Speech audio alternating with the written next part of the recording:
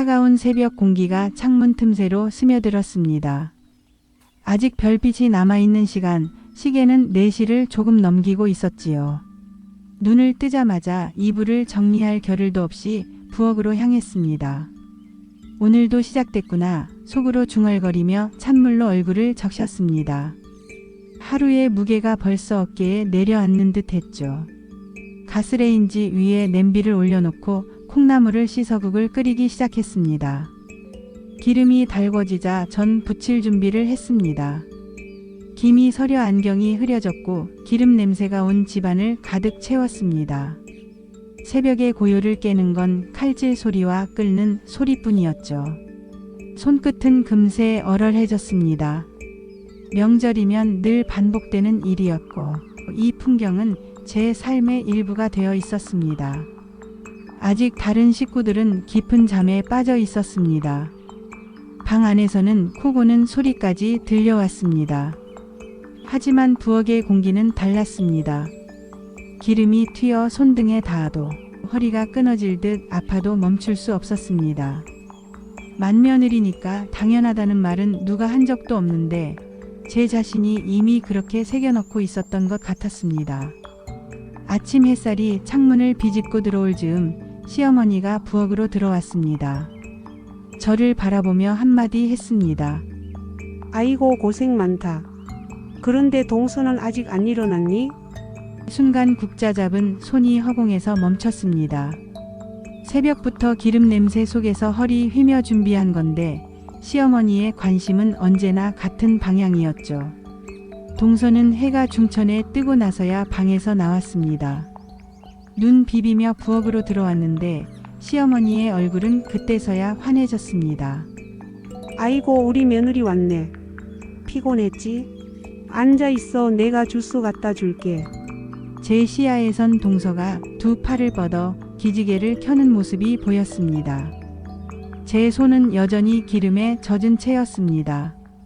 삼켜야 할 말들이 목구멍에 차올랐지만 끝내 내려앉아 버렸습니다. 그냥 고개를 숙이고 국을 휘저었습니다. 세월은 그렇게 흘렀습니다. 결혼한 지 30년, 두 아들을 키워내며 저는 직장을 포기해야 했습니다. 지방으로 이사 가면서 남편의 외벌이에 기대 살아야 했고 늘 빠듯한 살림 속에서 생활비를 쥐어짜 용돈을 드렸습니다. 용돈을 드릴 때마다 마음속은 불편했지요. 더 드리고 싶었지만 형편상 그럴 수 없었으니까요. 그런데도 시어머니의 고맙다는 인사는 동서에게만 돌아갔습니다. 아이고 이렇게 챙겨줘서 고맙다. 그 말이 들릴 때마다 제 손에 쥔 돈은 투명해지는 것 같았습니다. 내가 더 부족한 사람일까? 더 모자란 며느리일까? 질문은 늘 제 안에서만 맴돌았습니다. 그런데 어느 날 우연히 남편의 통장 비밀번호를 알게 되는 순간이 찾아왔습니다. 늘 빠듯했던 생활비, 늘 줄여야 했던 장바구니, 아이들 옷을 살 때도 눈치를 봐야 했던 이유가 그제야 선명하게 드러났습니다. 통장 기록 속에는 매달 일정한 금액이 빠져나간 흔적이 있었습니다. 수십만 원에서 많게는 수백만 원까지 그 돈은 꾸준히 시댁으로 향하고 있었던 겁니다. 손이 덜덜 떨렸습니다. 허리띠 졸라매며 아껴온 생활비, 제 옷 한 벌 사지 못한 세월, 아이들에게 간식 사주고 싶다 꾹 참았던 순간들, 그 모든 것들이 고스란히 시댁으로 들어갔다는 사실이 너무나 큰 충격으로 다가왔습니다. 숨이 막혀왔습니다.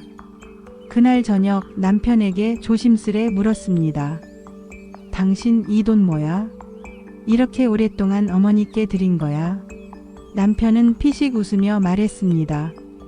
내 가족한테 용돈 좀 주는 게 뭐가 문제야?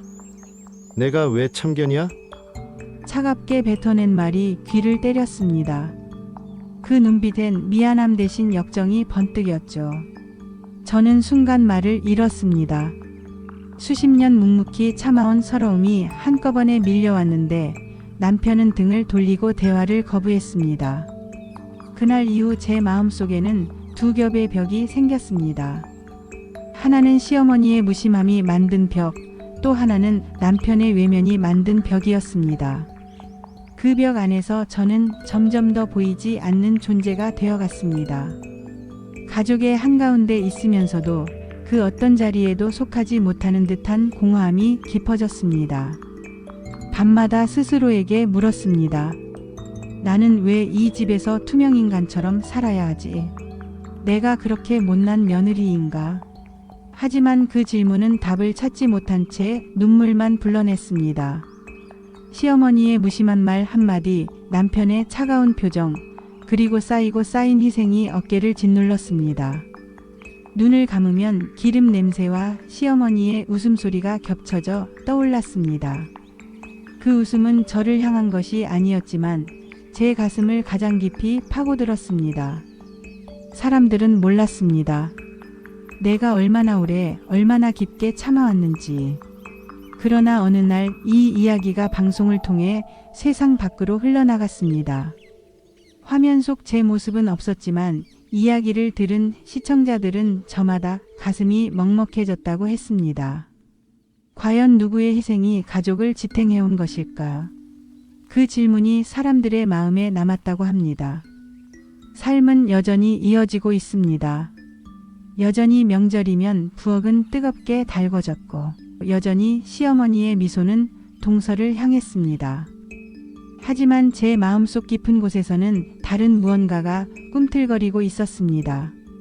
더 이상 묵묵히 삼키지만은 않겠다는 결심이었습니다. 그 결심은 아직 작았지만 결코 사라지지 않을 목소리로 자라고 있었습니다. 기름 냄새 속에서도, 시어머니의 무심한 말 한마디 속에서도, 남편의 외면 속에서도 그 목소리는 점점 선명해졌습니다. 나는 잘못된 게 없다. 내가 모자란 게 아니다. 희생이 당연한 것도 아니다. 언젠가 반드시 말할 수 있을 것이다. 그렇게 긴 세월 동안 묻혀왔던 제 목소리가 언젠가 세상을 향해 터져나올 날을 기다리고 있었습니다. 이야기 잘 들어주셔서 감사합니다. 구독과 좋아요는 큰 힘이 됩니다.